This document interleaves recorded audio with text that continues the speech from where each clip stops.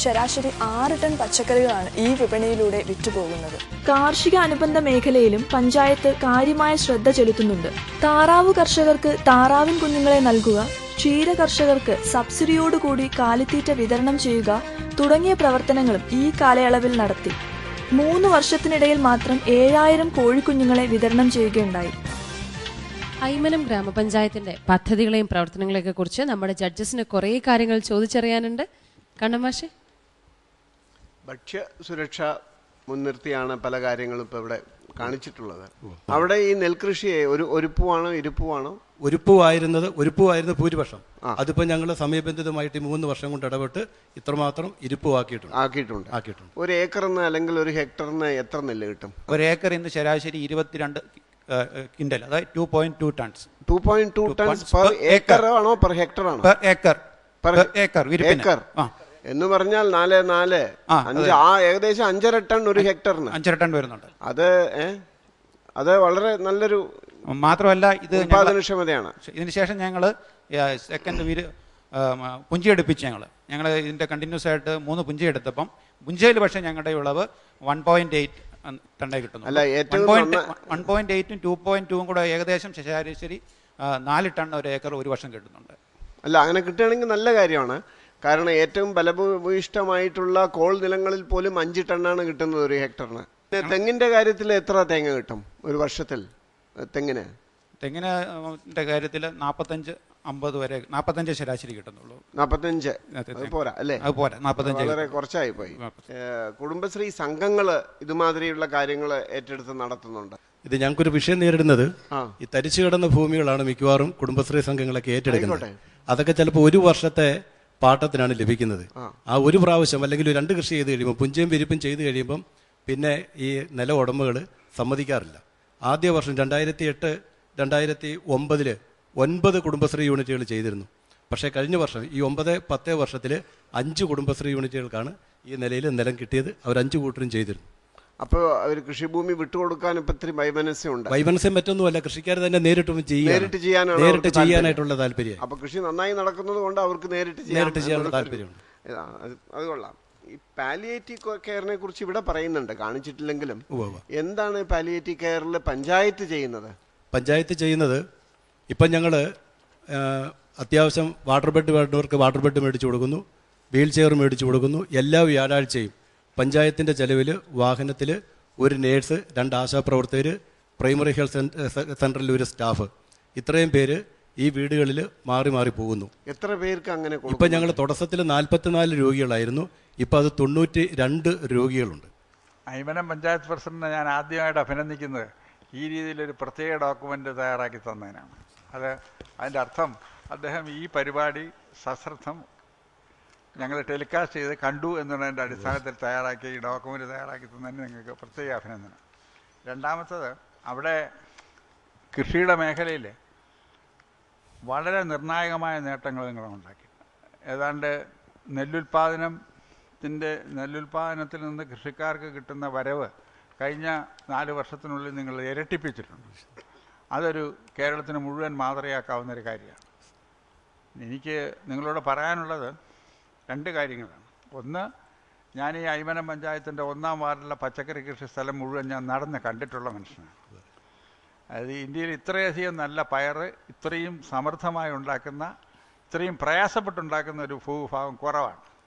പക്ഷേ അതിൽ ഏറ്റവും പ്രയാസപ്പെട്ട കാര്യം, നിങ്ങൾ ശ്രദ്ധിക്കേണ്ട കാര്യം, ഉൽപ്പാദന മേഖലയിലേക്കാണ് ഇപ്പം നമ്മൾ ഊന്നലെല്ലാം കൊടുക്കുന്നത്. അത് നല്ലത് തന്നെ.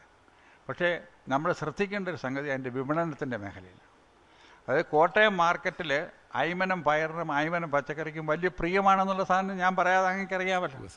ഐമനം പയറിനാണ് അവിടെ ആൾ ചോദിച്ച് വാങ്ങിക്കും. പക്ഷേ എന്തുകൊണ്ട് നിങ്ങൾ അതിൻ്റെ വിപണനത്തിന് വേണ്ടിയിട്ട്, വിപണനത്തിൻ്റെ കാര്യത്തിൽ പഞ്ചായത്ത് VSPCക്ക് മാത്രം ആശ്രയിച്ചാൽ പോരാ. എന്തുകൊണ്ട് നിങ്ങളൊരു വെയർ ഹൗസിംഗ് ഫെസിലിറ്റി ചോദിക്കുന്നില്ല? ഇതിൻ്റെ വിപണനത്തിൻ്റെ സാധനങ്ങൾ കൊണ്ടുപോകുന്നതിനും, അതായത് നിങ്ങൾക്ക് നേരിട്ട് വിപണനത്തിൻ്റെ മേഖലയിൽ ഏർപ്പെട്ടാൽ ഇപ്പോൾ കിട്ടുന്നതിൻ്റെ ഏതാണ്ട് ഒരു 15-20% കൂടുതൽ വില കൃഷിക്കാർക്ക് നൽകാൻ സാധിക്കും. അതിലുള്ള മുഴുവൻ സഹായവും നിങ്ങൾ പഞ്ചായത്തിൽ നിന്ന് പരിശ്രമിക്കേണ്ട കാര്യമില്ല. നിങ്ങൾ തന്നെ ഈ കൃഷി മേഖലയിലുള്ള മറ്റ് ഏജൻസികൾ, അതായത് ഈ ഹാർട്ടി കോർപ്പറേഷൻ, പിന്നെ ഈ ഹാർട്ടി മിഷൻ, ഈ ഏജൻസികൾ തമ്മിലുള്ള ഏകോപനം വർദ്ധിപ്പിക്കണം. ആ ഏകോപനം വർദ്ധിപ്പിക്കാൻ നിങ്ങൾ എന്തെങ്കിലും ചെയ്യുന്നുണ്ടോ? പച്ചക്കറി കൃഷിയിൽ ഞങ്ങൾ ഹോർട്ടിക്കൾച്ചർ മിഷൻ്റെയും RKYയുടെയും പദ്ധതിയുടെ സഹായം ഉപയോഗിച്ചു. വിപണനത്തിന് VAPCയുടെ ഓൾറെഡി ഒരു വിപണി ഉണ്ടാകാൻ കാരണം സാറ് പറഞ്ഞ പോലെ നമ്മുടെ അവിടുത്തെ കൃഷിയുടെ വ്യാപനം കൊണ്ടാണ്. കൃഷിയുടെ വ്യാപനം കൊണ്ട് ഒരു VAPCയുടെ വിപണി ഉണ്ടായി. അപ്പോൾ ആ വിപണി ഞങ്ങൾ പഞ്ചായത്ത് VAPCയായിട്ട് നടക്കുന്നെങ്കിലും അയ്മനം പഞ്ചായത്തിൻ്റെ ഒരു പ്രത്യേകത എന്ന് പറഞ്ഞാൽ എല്ലാ വകുപ്പുകളുമായിട്ട് നല്ലൊരു സംയോജനമുണ്ട്, ഇൻ്റഗ്രേഷനുണ്ട്.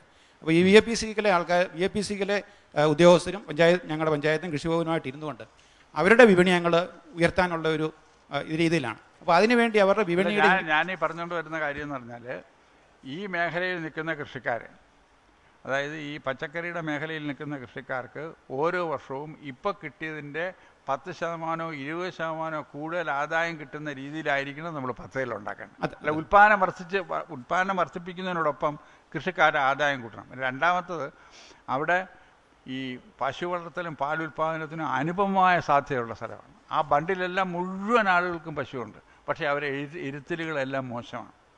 അതുകൊണ്ട് അവിടെ ഇരുത്തലുകൾ നന്നായില്ലെങ്കിൽ ശുദ്ധിയുള്ള പാലുണ്ടാവില്ല. ഇനി കുറച്ച് കഴിയുമ്പോൾ അതിലൊക്കെ നിയന്ത്രണം വരും. അതുകൊണ്ട് പശു വളർത്തലിൻ്റെ കാര്യത്തിലും നിങ്ങൾ ശ്രദ്ധിക്കണം. ഇത്ര എനിക്ക് പറയാം. പ്രസിഡന്റ്, എനിക്ക് കൂടുതൽ അറിയാനുള്ളത് നിങ്ങളുടെ അയ്മനം ടൂറിസത്തിനെ കുറിച്ചാണ്. അയ്മനം ടൂറിസം ഞങ്ങളൊരു തടസ്സമാണ് മാഡം. കാരണം കൊമരവുമാണ് ഇപ്പം ലോകത്തിൻ്റെ മുന്നിൽ നിൽക്കുന്നത്. അവിടെ വന്നിട്ടുള്ള മഹത് വ്യക്തികൾക്കൊക്കെ അറിയാം, കൊമരവത്ത് വന്ന് ഇറങ്ങിയാൽ ഈ ടൂറിസ്റ്റുകളെല്ലാം സഞ്ചരിക്കുന്നത് അയ്മനത്തിൻ്റെ ഉൾനാടൻ, ഇപ്പം അരുന്ധതിയുടെ പുസ്തകത്തിൽ പറയുന്നത് പോലെ അയ്മനത്തിൻ്റെ പുഴകളിൽ കൂടി നദികളിൽ കൂടിയാണ് അവർ പോകുന്നത്. അയ്മനത്തെ പച്ചപ്പുകളാണ് കാണുന്നത്. പക്ഷേ ഫലം മുഴുവനും ഞാൻ പഞ്ചായത്തിനെ കുറ്റപ്പെടുത്തുകയല്ല, മറ്റ് പഞ്ചായത്തുകൾ കൊണ്ടുപോവുകയും ഞങ്ങളിങ്ങനെ നോക്കിയിരിക്കുകയും ചെയ്യുന്നൊരു സാഹചര്യത്തിലാണ് 4 വർഷമായിട്ട് ഇതിനകത്തുനിന്ന് ഇടപെടണം എന്നൊരു സ്വപ്നത്തിൽ പല ഏജൻസികളുടെയും പുറകെ പോയിട്ട് ആരും ഒരു സഹായിക്കുന്ന മനോഭാവത്തിലല്ല നിന്നത്. അതുകൊണ്ടൊരു തടസ്സം എന്നുള്ള നിലയിലാണ് 2010 ജനുവരി 1 ഞങ്ങളൊരു ബ്രോഷർ ഇറക്കുകയും അയ്മനത്തിൻ്റെ സാധ്യതകൾ വെച്ചുകൊണ്ടുള്ള ഒരു വെബ്സൈറ്റ് പ്രസിദ്ധീകരിക്കുകയും ചെയ്തിരിക്കുന്നത്. അവിടെ എത്ര സ്കൂളുണ്ട്? അവിടെ മൊത്തം 14 സ്കൂളുകളുണ്ട്. 5 ഗവൺമെൻറ്റും 9 മാനേജ്മെൻറ്റും. 5 ഗവൺമെൻറ് അല്ലേ? പിന്നെ ഈ സ്കൂളുകളിലൊന്നും ഒരു സ്ത്രീ സൗഹൃദ ടോയ്ലറ്റുകൾ ഇല്ല എന്നാ, ഒറ്റ സ്കൂളിലേ ഉള്ളൂ. എല്ലാ സ്കൂളിലും ഉണ്ട്. ഒന്നാ ഇവിടെ എഴുതിയേക്കുന്നത് ടോയ്ലറ്റ്, സ്ത്രീ സൗഹൃദ ടോയ്ലറ്റ്. 2 ഹൈസ്കൂൾ മാനേജ്മെന്റ് രംഗത്തും 1 +2 ഗവൺമെന്റ് ആയിട്ടുണ്ട്. ആ സ്കൂൾ ഉൾപ്പെടെ എല്ലാ സ്കൂളുകളിലും SSIയുടെ സഹായത്തോടു കൂടി, പഞ്ചായത്തിന്റെ 35% SSIയുടെ ഫണ്ടാണ്, SSIയുടെ സഹായത്തോടു കൂടിയാണ് എല്ലാ ടോയ്ലറ്റുകളും നിർമ്മിച്ചിട്ടുള്ളത്. കാർഷിക മേഖലയിലെ വൻപിച്ച മുന്നേറ്റങ്ങൾക്ക് തുടക്കം കുറിക്കുമ്പോൾ വേമ്പനാട് കായലിൻ്റെ തീരത്തുള്ളൊരു പഞ്ചായത്ത് എന്നുള്ള നിലയിൽ നമുക്കറിയാം, കായൽ കീടനാശിനികൾ കൊണ്ടും രാസമാലിന്യങ്ങൾ കൊണ്ടും മോശമായിക്കൊണ്ടിരിക്കുകയാണ്. ഈ സാഹചര്യത്തിൽ നിങ്ങളുടെ പഞ്ചായത്തിൽ, അയ്മന പഞ്ചായത്തിൽ കണ്ട ഒരു മാറ്റം, ജൈവ കീടനാശിനികൾ ഉപയോഗിക്കാനായിട്ടുള്ള ഒരു തീരുമാനവും അത്തരത്തിലുള്ള പ്രവർത്തനങ്ങൾ നടത്തിയിട്ടുണ്ട്. അത് എന്താണെന്നൊന്ന് വിശദീകരിക്കണം. അതോടൊപ്പം തന്നെ അതുകൊണ്ട് എന്താണ് നിങ്ങൾക്ക്, അത് നല്ല മാറ്റമാണോ, അതേ അത് തുടർന്ന് കൊണ്ടുപോകാൻ സാധിക്കുമോ എന്നൂടെ ഒന്ന് പറഞ്ഞേക്കൊള്ളാം. പ്രധാനമായിട്ട് ഞങ്ങൾ തിരഞ്ഞെടുത്ത ഒരു പള്ളിയാർ കിഴക്ക് പാടശേഖരം എന്ന് പറഞ്ഞാൽ ഒരു 55 ഏക്കർ വിസ്തൃതിയുള്ള പാടശേഖരമായിരുന്നു. അപ്പോൾ അതിനകത്ത് ഞങ്ങൾ ഈ ജൈവ മാഡം പറഞ്ഞതുപോലെ വേമ്പനാട് കായലിനോടും വെള്ളക്കെട്ടാലും ചുറ്റപ്പെട്ട കിടക്കുന്ന സ്ഥലമാണ്. അപ്പോൾ നമ്മൾ പാടശേഖരത്തിൽ അടിക്കുന്ന കീടനാശിനികളും അതുപോലെ രാസവളങ്ങളും എത്തിച്ചേരുന്നത് ജലാശയത്തിലേക്കാണ്. അപ്പോൾ ഇതിൻ്റെ ഒരു ദൂഷ്യം കണ്ടുകൊണ്ടാണ് നമ്മൾ ആ ഒരു പദ്ധതി ഏറ്റെടുത്തത്.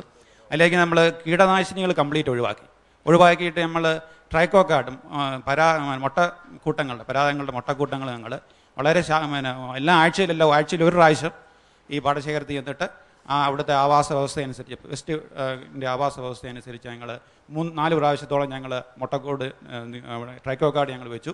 അതുപോലെ തന്നെ കുമിൾനാശിനിയായിട്ട്, ജൈവ കുമിൾനാശിനിയായിട്ട് സൂഡോമോണാസാണ് ഉപയോഗിച്ചത്. അപ്പോൾ ഞങ്ങൾ കഴിഞ്ഞ 3 സീസണായിട്ട് ഇത് കണ്ടിന്യൂസ് ആയിട്ട് പുഞ്ച ചെയ്യുന്ന ഒരു പാടശേഖരമാണ്. അപ്പോൾ അതുകൊണ്ട് തന്നെയാണ് ആ പാടശേഖരം സെലക്ട് ചെയ്തത്. കാര്യം ഇതിനകത്ത് രോഗങ്ങളും കീടങ്ങളും കൂടാൻ സാധ്യതയുള്ള ഒരു പാടശേഖരമാണ്. അപ്പോൾ ഈ 3 സീസണും ഞങ്ങൾ യാതൊരുവിധ കീടനാശിനി ഉപയോഗിക്കാതെ ഈ പാടശേഖരത്ത് കൃഷി ചെയ്തു. ഈ കീടനാശിനിയുടെ ഉപഭോഗം കുറഞ്ഞു എന്നുള്ളതിനോടൊപ്പം തന്നെ സാമ്പത്തികമായിട്ടുള്ള നേട്ടങ്ങൾ ഉണ്ടോ ഇതിന്? സാമ്പത്തികമായിട്ടുള്ള നേട്ടമാണ് ഏറ്റവും അധികം. കാര്യം ഒരു 2 സ്പ്രേയിങ്ങും കീടനാശിനിയുടെ ഇതോടൊക്കെ വരുമ്പോൾ 1500-2000 രൂപ ഏക്കറിന് ചിലവ് വരും. ആ ചിലവാണ് നമ്മൾ പൂർണ്ണമായിട്ടും ഇല്ലാതാക്കുന്നത്. അയ്മനം ലോകത്തിലെ ഇംഗ്ലീഷ് സ്പീക്കിംഗ് വേൾഡിലെ ഏറ്റവും പ്രസിദ്ധമായ സൗത്ത് വെസ്റ്റേൺ ഇന്ത്യയിലെ സ്ഥലം. എന്താണെന്നോ ആർക്കും അറിഞ്ഞുകൂടാ. എനിക്ക് തന്നെ അനുഭവമുണ്ട്. 10 കൊല്ലം മുമ്പ് അമേരിക്കയിലെ കൊളറാഡോ യൂണിവേഴ്സിറ്റി പ്രസംഗിക്കാനായിട്ട് ചെല്ലുകയാണ്. എല്ലാ സായിപ്പന്മാരാണ്.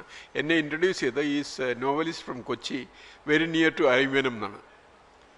കൊച്ചിയെ പോലും very near to Aymanam village which made famous by എന്ന് പറഞ്ഞിട്ട്. അവിടെ ഇപ്പോഴാണ് ഒരു വെബ്സൈറ്റ് നമ്മൾ തുടങ്ങിയ ടൂറിസത്തെക്കുറിച്ച്. 2010 വാസ്തവത്തിൽ ശരിക്കുള്ള ഒരു കേരള വില്ലേജ് എന്നുള്ള ഒരു രൂപം കൊടുക്കാൻ പറ്റിയ പ്രാകൃതിക എല്ലാ സൗകര്യങ്ങളും ഉള്ളതാണ് അവിടെ. ഇപ്പോഴ് പച്ചക്കറിയുടെ ആണെങ്കിലും നെല്ലിൻ്റെ ആണെങ്കിലും കൃഷി ആ രീതിയിലും കൊണ്ട് ഇങ്ങനെ ഒരു പുതിയൊരു കൺസെപ്റ്റ് നമ്മുടെ കുമരകം പോലല്ലാതെ അല്ലെങ്കിൽ കൊച്ചി പോലല്ലാതെ അല്ലെങ്കിൽ ഇങ്ങനെയൊരെണ്ണം തീർച്ചയായിട്ടും നിങ്ങൾ ഒന്ന് ആലോചിച്ചാൽ എന്താ, അതായത് റിയൽ വില്ലേജ് എന്നുള്ള രീതിയിൽ കൊണ്ടുവരാൻ ഞങ്ങളുടെ ഉള്ളിൽ അതിനെ സംബന്ധിച്ചൊരു നല്ല സങ്കല്പമുണ്ട്.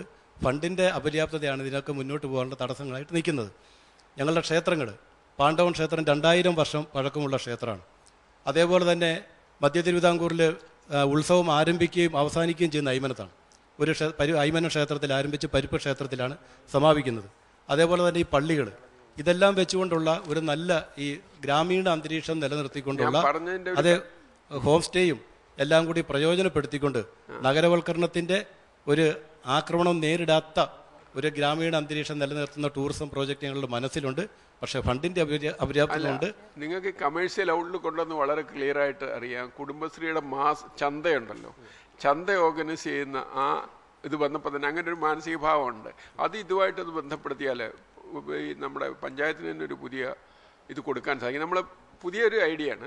ആ പുതിയ ഐഡിയ ആകുമ്പം ആദ്യം അങ്ങോട്ട് അതുമായിട്ട് അടുപ്പം വരാൻ തീർച്ചയായിട്ടും ആലോചിക്കാവുന്നതാണ്. ആലോചിക്കുക, അത്രയധികം പ്രകൃതി വിഭവങ്ങളുള്ള സ്ഥലമാണ്. തീർച്ചയായിട്ടും ചെയ്യാം. എങ്ങനെയുണ്ടായിരുന്നു? വളരെ സന്തോഷം തോന്നുന്നു. ലോകത്തിൻ്റെ മുന്നിൽ കേരളം പല കാര്യങ്ങളിലും മാതൃകയാണ്. ഏറ്റവും അവസാനം അധികാര വികേന്ദ്രീകരണത്തിൻ്റെ രംഗത്ത് ആ അധികാര വികേന്ദ്രീകരണം താഴോട്ട് കൊടുത്തിട്ട് പഞ്ചായത്തിൽ എന്ത് നടക്കുന്നു എന്ന സംശയം ലോകത്ത് പല മേഖലയിലുമുണ്ട്. ആ സംശയം ദൂരീകരിക്കുവാൻ ഈ പ്രോഗ്രാം വളരെ വളരെ വളരെ പ്രയോജനപ്പെട്ടു എന്ന ഒരു അഭിമാനമാണ് എനിക്കുള്ളത്. ജഡ്ജസിനൊക്കെ നമുക്ക് മാർക്സ് ചോദിക്കാം അല്ലേ? കണ്ണമാഷേ? 15-ൽ 12, 15-ൽ 13, 10-ൽ 8, 10-ൽ 8.5.